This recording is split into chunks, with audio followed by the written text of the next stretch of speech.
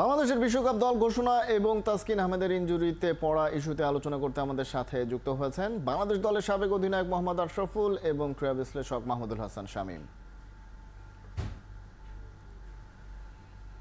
মাহমুদুল হাসান শামীম এবং মোহাম্মদ আশরাফুল দুজনকেই স্বাগত খেলাযোগে, সেই সাথে শুভ সকাল। আজকে দল ঘোষণা করা হবে, অবশেষে একটা অফিসিয়াল ডিসিশন জানানো হয়েছে বোর্ডের পক্ষ থেকে এবং সেখানে তাসকিন আহমেদকে রেখেই সেই দলটা ঘোষণা করা হবে। কিন্তু প্রশ্নটা হচ্ছে, যখন এই পেসারদের ওয়ার্কলোড ম্যানেজের প্রশ্ন আসে সেই সময় একটু গা ছাড়া ভাব দেখা গেছে, বিশেষ করে তাসকিনের ক্ষেত্রে। আমরা শরীফুলের ক্ষেত্রে দেখেছি যে লাস্টের দুটো টি-20 জিম্বাবুয়ের বিপক্ষে তাকে খেলানো হয়নি, সেই কারণে কিন্তু তাসকিনকে টানা খেলিয়ে যাওয়া হয়েছে এবং ইনজুরিতে পড়ার আগ পর্যন্ত তিনি বল করে গেছেন। এই জায়গায় আসলে দায়টা কে নেবে? আবাহনী, বোর্ডের মেডিকেল টিম, নাকি অন্য কেউ? আশরাফুল কি বলবেন? ধন্যবাদ, শুভ সকাল সবাইকে। না, দায় আসলে প্লেয়ারকে নিতে হবে, যেহেতু সে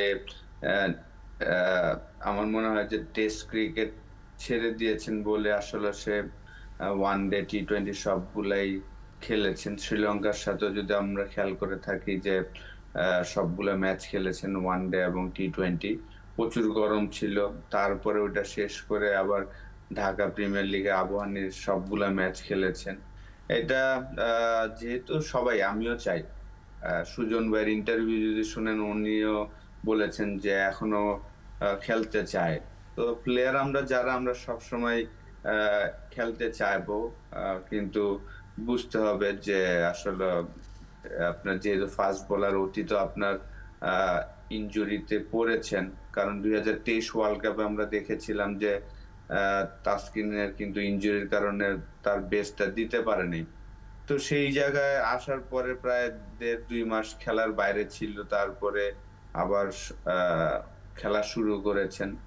তো ওয়ার্ল্ড কাপটা মাথায় রেখে আমার মনে হয় যে আসলে হয় আবাহনীর কিছু ম্যাচ সে রেস্ট নেওয়া উচিত ছিল, আদারওয়াইজ জিম্বাবুয়ের সাথে শরীফুলের মতন চিন্তা করা উচিত ছিল যে না, আমি সবগুলা ম্যাচ না খেলে হয়তোবা প্রথম দুইটা খেলবো, তারপরে একটা গ্যাপ দিয়ে পরে আরেকটা খেলবো। এইভাবে চিন্তা করলে ভালো হইতো। যদিও ইনজুরি আসলে বলে কেউ আসে না, অনেক সময় ভাগ্যের ব্যাপারও হয়ে থাকে, দুর্ভাগ্যের কারণেও অনেক সময় ক্রিকেটাররা ইনজুরিতে পড়ে থাকেন, সেটা তো আলাদা বিষয়। কিন্তু আমরা ওয়ার্কলোড ম্যানেজের কথা যদি বলি, সেখানে আশরাফুল বলছেন যে তাসকিনকে নিজেই ডিসিশনটা নিতে হতো যে তিনি কতটুকু প্রেশার নিতে পারবেন, বিশেষ করে বিরূপ আবহাওয়ার ভেতরে লঙ্গার ফরম্যাটের ক্রিকেট খেলাটা তার জন্য খুব বেশি জরুরি কিনা, সেই ডিসিশনগুলো তার নেওয়া উচিত ছিল সেই সময়টাতে। মাহমুদুল হাসান শামীম, এই কারণে কিন্তু আপনার টেস্ট ক্রিকেট ছেড়ে দিয়েছেন লাস্ট। হ্যাঁ, এই কারণে তিনি টেস্ট ক্রিকেট খেলতে চাইছেন না, ফিটনেস ইস্যুর কারণে তিনি সতর্ক হতে চাইছেন, ক্যারিয়ারটা হয়তো বা লম্বা করতে চাইছেন সেই চিন্তা থেকে। মাহমুদুল হাসান শামীম, যদি একজন ক্রিকেটার এরকমটা চান যে আমি সব ম্যাচ খেলবো না, সেক্ষেত্রে সব সময় কি চাপের বাইরে থেকে একজন ক্রিকেটার এরকম ডিসিশন নিতে পারেন কিনা বাংলাদেশের প্রেক্ষাপটে? বিশেষ করে আমরা যখন দেখেছি যে বাংলাদেশ ন্যাশনাল টিমের ক্যাম্প থেকেও অনেক ক্রিকেটারকে আবাহনীতে গিয়ে ম্যাচ খেলতে হয়েছে, লাস্ট ডিপিএলেও আমরা সেরকম দৃশ্য দেখেছি। এরকম কোনো প্রেশার ক্রিকেটারদের উপরে থাকে কিনা, বিশেষ করে ঘরোয়া ক্রিকেটে আপনার অভিজ্ঞতা কি বলে? বাংলাদেশি ক্রিকেট আসলে অন্য দেশের মতো নয়। বাংলাদেশি ক্রিকেটে কিন্তু অনেক ফ্যাক্টর থাকে, বাইরের অনেক প্রভাব থাকে, এবং ক্রিকেট আসলে প্লেয়ারদের উপর, টিম ম্যানেজমেন্টের উপর বা নির্বাচকদের উপর নির্ভর করে না। এটা আমরা জানি যে অনেকটা যাদের স্বার্থ সংশ্লিষ্ট মানে ক্রিকেট বোর্ডের কর্মকর্তা আছেন, তাদের প্রভাবটা অনেক বেশি থাকে। বাইরে থেকে অনেকভাবে নিয়ন্ত্রণ করা হয় এসব কর্মকাণ্ড। আশাফুলের সঙ্গে আমি একটু দ্বিমত করতে চাই যে হ্যাঁ, অবশ্যই প্লেয়ার তার ডিসিশন নেবে যে সে কি খেলবে, কিন্তু এখানে অভিভাবক ক্রিকেট বোর্ড এবং ক্রিকেট বোর্ডই ডিসিশন নেবে আসলে একটা প্লেয়ারের জন্য কি করা উচিত। আমরা কিন্তু একই সঙ্গে দেখতে পাচ্ছি মুস্তাফিজের ব্যাপার। মুস্তাফিজ কিন্তু খেলতে চেয়েছে আইপিএল এ, শুধু মুস্তাফিজ না, সবাই চেয়েছে। মুস্তাফিজের ফ্যানরা চেয়েছে, ভারতের বাংলাদেশের ক্রিকেটের ফ্যানরা চেয়েছে, তার চেন্নাই চেয়েছে, সবাই চেয়েছে যে মুস্তাফিজ যেন আইপিএল এ খেলে, এবং আইপিএল অনেক ইজিয়ার দেন বাংলাদেশে। এই যে ডিপিএল যেটা হলো তীব্র রোদে 50 ওভারের যে ম্যাচ, তার সাথে অনেক ইজিয়ার ছিল আইপিএল, কিন্তু মুস্তাফিজকে খেলা দেওয়া হয়নি, কারণ ক্রিকেট বোর্ড বলেছে যে তারা ক্লান্ত মুস্তাফিজকে বিশ্বকাপে চায় না। কিন্তু এদিকে তাসকিনকে কিন্তু আবাহনীর হয়ে তাকে খেলার সুযোগ দেওয়া হচ্ছে, এবং এই তীব্র গরমে এবং ধারাবাহিকভাবে সে খেলে গেছে। তারপর তাকে জিম্বাবুয়ে ইয়েতেও খেলানো হয়েছে। ফলে আমি মনে করি এই দায়টা যে প্লেয়ারদের লোড ম্যানেজমেন্টের যে দায়, সেটা শুধু প্লেয়ারের না, প্লেয়ার অবশ্যই থাকবে, সচেতন থাকবে, সে বলবে, কিন্তু অনেক সময় সেটা হয়তো কর্তৃপক্ষ মানবেন না, এবং দায়টা আমি মনে করি অভিভাবক হিসেবে ক্রিকেট বোর্ডের। তাসকিনকে আসলে এইভাবে ব্যবহার করাটা ঠিক হয়নি। যদিও এখন বলা হচ্ছে যে আসলে তার যে ইনজুরিটা সেটা লোড ম্যানেজমেন্টের জন্য হয়নি, এটা ফিল্ডিং করতে গিয়ে তার একটা ইনজুরি আছে। কিন্তু আমরা জানি যে তাসকিন ইনজুরি প্রবণ প্লেয়ার, একটি বিশ্বকাপ খেলতে পারেননি, আরেকটি বিশ্বকাপে খেলতে গিয়ে ইনজুরির জন্য তিনি ফুল এফোর্টটা দিতে পারেননি। এই তখন পেছনে ইতিহাস, তখন তাসকিনের ব্যাপারে অনেক বেশি সচেতন হওয়া উচিত ছিল। এখন নিঃসন্দেহে আরো সতর্ক হওয়া অবশ্যই দরকার ছিল, সেটা তো এখন আমরা বুঝতেই পারছি, কিন্তু যেটা হওয়ার সেটা তো হয়ে গেছে। তাসকিনের ইনজুরি সম্পর্কে বাইরে থেকে যতটা শোনা যাচ্ছে যে সেটার অবস্থা খুব একটা ভালো নয়, সেরে উঠতে খানিকটা সময় লাগবে, কিন্তু সেটা কতটা সময় সেটাও আসলে আমরা পরিষ্কারভাবে জানতে পারছি না। সেক্ষেত্রে বিকল্প ভাবতে হবে। মোহাম্মদ আশরাফুল, কারোর জন্যই তো আসলে কোনো কিছু থেমে থাকে না। তাসকিন যদি শেষ পর্যন্ত বাংলাদেশের হয়ে বিশ্বকাপে শুরুর দিকে অন্তত বোলিং করতে না পারেন, সেক্ষেত্রে টাইগারদের বিকল্প চিন্তা বা বিকল্প অপশন যারা রয়েছেন তারা এনাফ কিনা বাংলাদেশ দলের জন্য? না, আলহামদুলিল্লাহ আমাদের পেস ইউনিটটা ভালো। তাসকিন তো থাকলে খুব ভালো হতো, কিন্তু তার জায়গায় আরেকজনের অপরচুনিটি হয়েছে। আমাদের পেস ইউনিট খুবই ভালো। মুস্তাফিজ আছেন, শরীফুল আছেন, তানজিম সাকিব লাস্ট 1-1.5 বছর ধরে বাংলাদেশ টিমের সাথে রেগুলার ট্যুর করছেন, থাকছেন হোম সিরিজ গুলাতে, সুযোগ পেলে খেলছেন। তো 3টা ফাস্ট বোলার তো আছেন, এবং 4 নাম্বার ফাস্ট বোলার হিসাবে হয়তো বা সাইফুদ্দিন আসতে পারে অলরাউন্ডার হিসাবে। এবং স্ট্যান্ড বাইয়ের যেহেতু অপশন আছে, 3 জন ক্যারি করতে পারবেন, সেই জায়গায় হয়তো বা আরো অনেকগুলো fast bowler, Hasan Mahmud experience, অনেকদিন ধরে টিমের সাথে আছেন, টি-20 ফরম্যাটটাও সে ভালো খেলেছেন ঢাকা বিপিএল এ আপনার রংপুর রাইডার্স এর হয়ে। তো আমাদের হ্যাঁ, তাসকিন থাকলে ভালো হতো, না থাকলেও সমস্যা হবে আমি এটা মনে করি না, কারণ যারা আছেন তারা কিন্তু ক্যাপেবল। অনেকদিন ধরেই আমাদের পেস ইউনিট ভালো হচ্ছে মাশাআল্লাহ। নিঃসন্দেহে। এবং মোহাম্মদ আশরাফুল যেটা বলছিলেন যে বাংলাদেশের হাতে বাঞ্চ অফ পেসার রয়েছেন যারা কিনা তাসকিনের জায়গা তো বটেই, বেশ বড় একটা ইউনিট রয়েছে বাংলাদেশের পেসের, এবং তারা ভালো করছেন রিসেন্টলি। সেই জায়গা থেকে ধরা যাক যে ডিপিএলে বোলারদের হয়তো বা ক্লাবগুলোর ক্রাইসিস থাকতে পারে, সেই জায়গায় ক্লাবগুলো হয়তো বা বাধ্য হয়ে তাসকিনকে খেলিয়েছে, সেটাও ঠিক আছে, মেনে নেওয়া গেল। কিন্তু এরপরে কি তাসকিন বিশ্রাম পেয়েছেন কিনা আমরা দেখেছি। জিম্বাবুয়ের বিপক্ষে ইনজুরিতে পড়ার আগ পর্যন্ত তিনি ম্যাচ খেলেছেন, অর্থাৎ 4টা টি-20 তিনি খেলেছেন, বিশ্রাম তো হয়নি। এর মধ্যে নিয়মিত নিশ্চয়ই নেটে অনুশীলনও করতে হয়েছে তাসকিনকে। সেই জায়গা থেকে মাহমুদুল হাসান শামীম কি বলবেন? বিসিবির হাতে তো অনেক, মোহাম্মদ আশরাফুল বলছেন যে পেসের অপশন তো অনেক, সেখানে কেন তাসকিনকেই 4টা ম্যাচ খেলাতে হলো ইনজুরিতে পড়ার আগ পর্যন্ত? দেখুন, এটা কিন্তু আমারও প্রশ্ন যে তাসকিন কিন্তু আমাদের পরীক্ষিত প্লেয়ার, যে তাসকিন ফিট তাসকিন দলের জন্য অসম্ভব রকম প্রয়োজনীয়, এবং সেটি তাসকিন কে নতুন করে বাজিয়ে দেখার বা পরীক্ষা নেওয়ার কিছু ছিল না। তাসকিন দলে থাকলে, ফিট অবস্থায় থাকলে, ইনজুরির সমস্যা না থাকলে তাসকিন মূল একাদশে থাকবেন, এটি আমাদের জানা কথা। এবং সেই জায়গায় আমি সবসময় বলেছিলাম যে জিম্বাবুয়ের বিরুদ্ধে প্রথম 3টি দলে আসলে আমরা যারা নতুনদের বা এক্সপেরিমেন্ট যেটা করা সেটি করা দরকার ছিল, আমরা যাদেরকে দেখা দরকার ছিল। যেমন ধরুন এখন আমরা হাসান মাহমুদের কথা বলছি, আমরা কেন তখন হাসান মাহমুদকে দেখিনি, ট্রাই করিনি? তখন এটা কিন্তু করা উচিত ছিল, কারণ তাসকিন তো আমাদের পরীক্ষিত, জানা। তো সেই ক্ষেত্রে আমি মনে করি যে টোটাল প্ল্যানের মধ্যে একটি ঝামেলা আছে, যে আমাদের নির্বাচকরা বলেন, আমাদের টিম ম্যানেজমেন্ট বলেন, তারা কিন্তু আসলে কি করবেন সেই ব্যাপারে তাদের নিজেদের উপর আত্মবিশ্বাসের ঘাটতি আছে, তারা নিজেরা আসলে প্ল্যানিংটা করতে পারেনি। এখন দেখুন তাসকিন যখন ইনজুর্ড হয়ে গেছেন, তখন তারা চিন্তা করছেন যে কি করবেন। হাসান মাহমুদকে নিচ্ছেন, অন্যদিকে মেহেদী মিরাজকে নিচ্ছেন। হ্যাঁ, আগে তানভীর ছিলেন না, তাদের যে প্রথম যে একাদশটা শোনা যাচ্ছিল সেখানে তানভীর নেই, এখন তানভীরও সেখানে ঢুকছেন। ফলে তাদের যে টোটাল মানে তাসকিনের ইনজুরির কারণে টোটাল প্ল্যানিংটাই তাদের এখন স্ট্র্যাটেজিক প্ল্যানটাই ওলটপালট হয়ে যাচ্ছে। আবার দেখুন লিটন ভালো করছেন না, অনেকদিন থেকে লিটন ধারাবাহিক ভালোভাবে নেই, এবং সম্ভবত এই বিশ্বকাপে যে হঠাৎ করে লিটন, শান্ত তারা যে ফর্মে ফিরে আসবেন সেটি কিন্তু মানে মনে হয় না, কারণ অতীতে আমরা যদি দেখে থাকি যে তারা তাদের যে বিশ্বকাপ, সেই বিশ্বকাপে কিন্তু ওডিআইতে ভালো করলো, টি-20তে কিন্তু খুব একটা ভালো করেনি। ফলে আগে থেকে বোঝা যাচ্ছিল যে লিটন হয়তো নাও থাকতে পারেন টিমে। সেই ক্ষেত্রে কে উইকেট কিপার হিসাবে থাকবেন?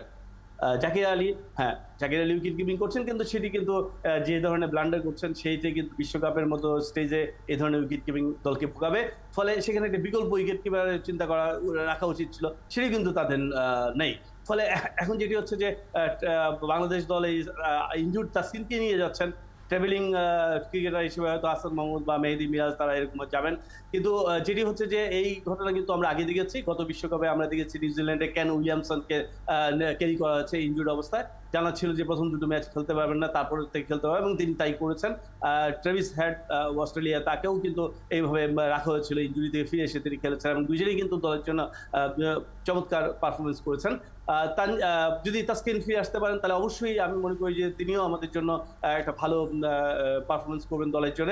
কিন্তু জানা দরকার আসলে তাসকিন কি মানে কতদিন লাগবে তার এটা ভালো হচ্ছে না। নিঃসন্দেহে, এবং সেই অনুযায়ী নিশ্চয়ই বাংলাদেশ দলের পরিকল্পনাও অনেক ক্ষেত্রে নির্ভর করবে সেই জায়গা থেকে। কারণ তাসকিন বলা হচ্ছে বাংলাদেশের সবচাইতে জোরে বল করার ক্ষেত্রে পেসারদের মধ্যে সবচাইতে বেশি স্পিডে তিনি টানা বল করে যেতে পারেন, সেই সক্ষমতা তিনি আছে বলবো না, অর্জন করেছেন তিনি, সেটা বলবো। সেই ক্ষেত্রে তার সার্ভিসটা নিশ্চয়ই বাংলাদেশ দলের জন্য প্রয়োজন। কিন্তু কতটা আসলে প্রয়োজন একজন ভালো পেসারের সার্ভিস এবারের বিশ্বকাপে? মোহাম্মদ আশরাফুল, আপনার কাছে জানতে চাইবো, কারণ আমরা দেখেছি যে ভারতের দলে, বিশ্বকাপ দলে 4 জন স্পিনার তারা রেখেছেন।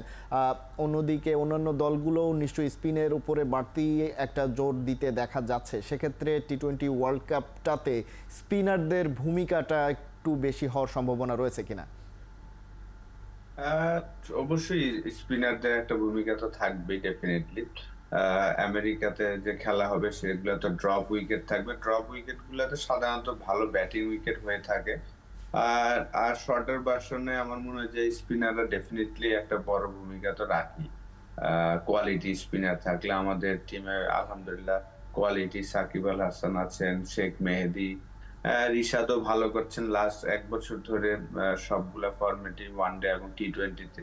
তো 3টা কোয়ালিটি স্পিনার তো আমাদের আছে ডেফিনেটলি। এবং মিরাজকে আমি একদম প্রথম থেকেই আসলে 15 জন স্কোয়াডে দেখলে খুশি হতাম, কারণ ব্যাকআপ একটা আপনার অফ স্পিনার থাকা ভালো, কারণ তার একটা এক্সপিরিয়েন্স আছে, ব্যাটিংটা ভালো করতে পারে।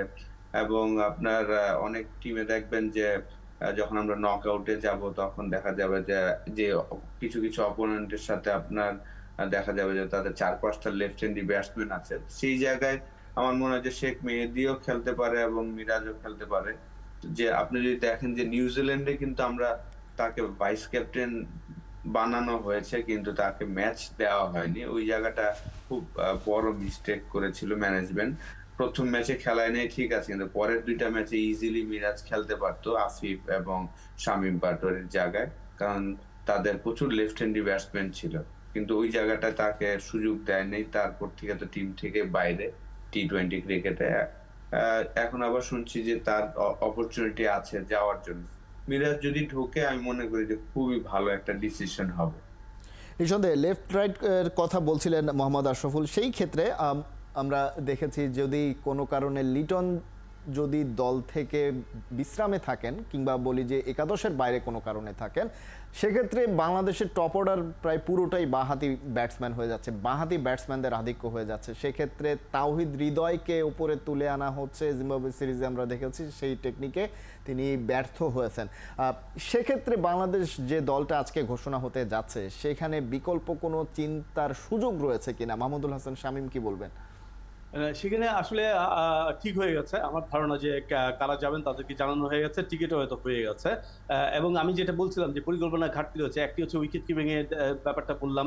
এই যে আপনি এখন বললেন যে 4 জন লেফট হ্যান্ডি ইয়েতে আপনার টপ অর্ডারে, সেখানে আমরা দেখেছি তাওহিদ হৃদয়কে যখনই তার জায়গা চেঞ্জ করা হচ্ছে, 5 নম্বর থেকে উপরে না নেওয়া হচ্ছে, তখন কিন্তু তাওহিদ হৃদয় ভালো করছেন না। সেটা কি বিশ্বকাপে করেছেন এবং এবারও আমরা দেখলাম জিম্বাবুয়ের বিরুদ্ধে করেছেন।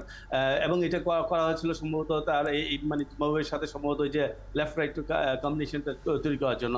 এখানেও একটি চিন্তা হচ্ছে। এবং আরেকটি আমি আশরাফুলের সাথে শতভাগ একমত যে টিমে প্রথম থেকেই মিরাজকে চিন্তা করা উচিত ছিল। আপনি যদি দেখেন গত কয়েকটি ম্যাচের কথা মিরাজের, তাহলে তার 3-4টা ম্যাচ উইনিং ওই ইনিংস আছে অ্যাজ এ ব্যাটসম্যান। ম্যাকশিফট ওপেনার হিসেবে সে খেলতে পারে। এবং যে 4টি উইকেটে খেলা হবে তার মধ্যে আর্নেস্ট ভেলে অবশ্যই সেখানে বাংলাদেশ শেষ পর্যন্ত দুজন পেসার নিয়ে খেলবে, সেখানে স্পিনার বেশি নিতে হবে, কারণ ওটি ওরকমই 142 ওখানে এভারেজ স্কোর। এবং ডালাসে যে ম্যাচটি হবে বাংলাদেশের, সেই ম্যাচটিতেও কিন্তু ওইটাও কিন্তু স্পিনিং উইকেট, এবং সেখানেও আমার মনে হয় যে স্পিনেই হবে। একমাত্র যেটি হচ্ছে ড্রপ ইন উইকেট হবে নিউ ইয়র্কে, সেটি এডিলেটে কিউরেটর তৈরি করেছেন এবং তিনি বলছেন যে এটি মানে রান হবে বেশি, সেখানে হয়তো আমাদের ফাস্ট বোলাররা বেশি মানে একজন বেশি হয়তো ফাস্ট বোলার নিয়ে খেলবে। ইন্ডিয়া 4 জন স্পেসার নিয়েছে, তারা খুব ভালো করে স্পিনার নিয়েছে, তারা খুব ভালো করে জানে যে ওয়েস্ট ইন্ডিজ উইকেটগুলো কেমন, এবং ওয়েস্ট ইন্ডিজ নিজেরা 4টি স্পিনার নিয়েছে, তারাও জানে যে উইকেটগুলো কেমন কাজ করবে।